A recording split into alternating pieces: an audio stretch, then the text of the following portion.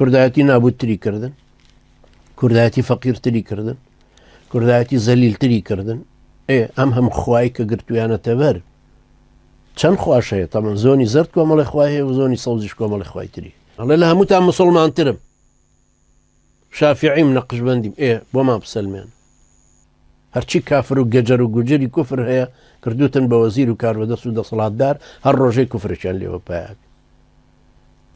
ئەمانە مسلمانەتەکەی تۆ لەکوێ؟ گەر لە هەموو ما مسلمانتری هەموو ساڵێم خەڵکاچێ بۆ حەج تۆمان نەبینی ڕسمێکی درۆزنانەش بگری لە کەعبە.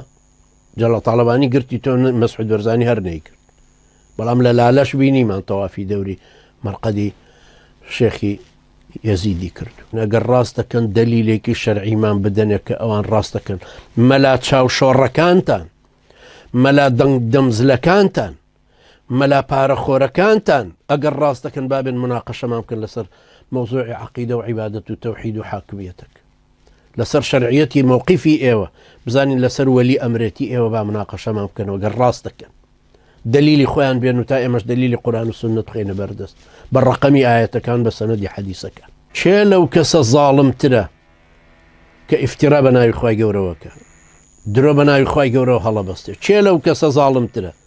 آخر خوای گەورە بۆ چەند شوێنێک ئاوا فەرمێ فەمەن ئەظلەم ممن منع مساجد الله. چێ لەو کەسە زاڵمترە کە ڕێی مزگەوتی گرتووە؟ ئەوقاف. چێ لە ئەوقاف زاڵمترە؟ دژە تیرۆر. چێ لە دژە تیرۆر زاڵمترە؟ پارتی وێچێتی.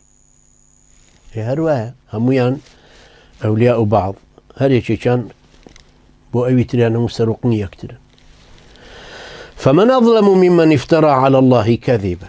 چێ لەو کەسە زاڵمترە کە ئیفترای بە ناوی خوای گەورە دروست کردو، درۆی بە ناوی خوای گەورە هەڵبەستووە، درۆی بە دینی خوای پەروەردگارەوە کردو، ئەڵێ ئەمە وەلی ئەمرە و ئەمە حکمەکەی شەرعیە و ئەمە جائیزە و ئەم قانونە جائیزە و ئەم ڕیبایی کاک بەرهەم لە 102 بۆی کردن بە زیادەکەی کرد بە لە 102 وەڵا ئەمەش هەر جائیزە و فتوای ڕیباکەشتان بۆ داون.